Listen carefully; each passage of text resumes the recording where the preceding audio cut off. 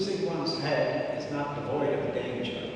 It may take hours, if not days or weeks, to surface again, covered in dust and grime. Instead of searching on all fours, you'd better tell the housekeeper to poke beneath the furniture with mop and broom. Since round objects are quick to roll into the remotest corners, it might be prudent to keep the balcony door firmly shut, lest the head stray onto the sidewalk, ending up in undesirable hands. Headless piano playing is, of course, perfectly feasible. The audience would appreciate it, however, if we exhibited the severed object suitably clean and clearly visible on the concert brand, sporting a stiff collar and thoroughly immersed in the music. It will enhance our enjoyment by its grimaces. See how the mouth twitches, the jaws tremble, the eyes bulge, and the teeth at the final chord are bared like a beast's.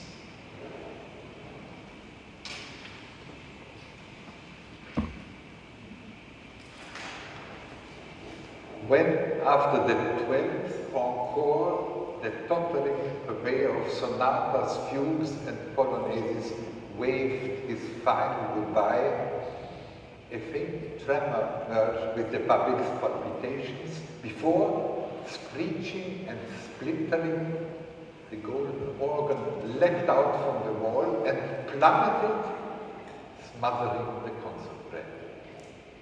Presiding over the heap of shattered organ pipes, the caryatines kept their cool, while far from proof, all 27 statues of the world's truly great composers hurled themselves row by row, lemming-like, from their pedestals. The end of an era, pronounced a strident voice, swiftly to be silenced by the muffled thud of Schubert's left leg.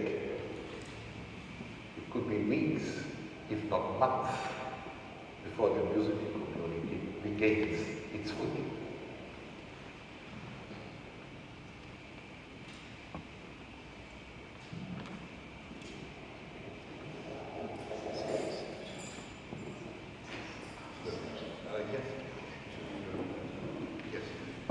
The last part of this reading deals with sense and nonsense, which are not necessarily opposed to each other, but can in many ways combine, interact, overlap, or become indistinguishable. We are the rooster and the hen. We're also little chickens. And what about the egg? Who is the egg? We are the egg, the yolk as well as the white. Furthermore, we are the fox that gobbles the eggs. Gosh, we're everything.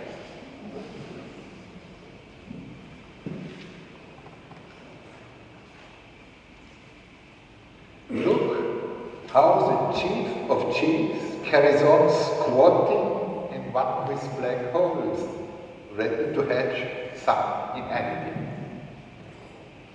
What will it be this time? A few galaxies, or merely a new, badly functioning biped? Now and then he sucks an entire universe from his gouty fingers. Then he laughs his resounding laugh, licks his lips, and threatens us with his golden fingernail. Of course, he isn't real, but we still exalt him, our supreme target. After all, we need something to shoot at or love.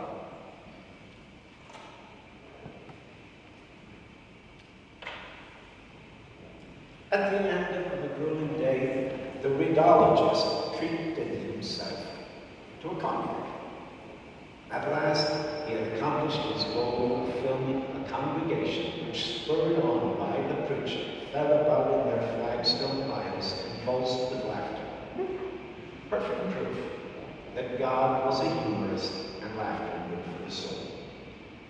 As for himself, it was a close shave. How he would love to laugh along but professional pride held them in check. Rhenologists do not laugh. The strain of his ship still ached in his bowels now. However, in peaceful domestic seclusion, he could scarcely wait to savor the figure undisturbed. As a precaution, he lay down full length on the carpet, lest he damage the back of his skull with squealing or screeching with mirth. He toppled over, consumed by laughter, as if succumbing to a secret vice.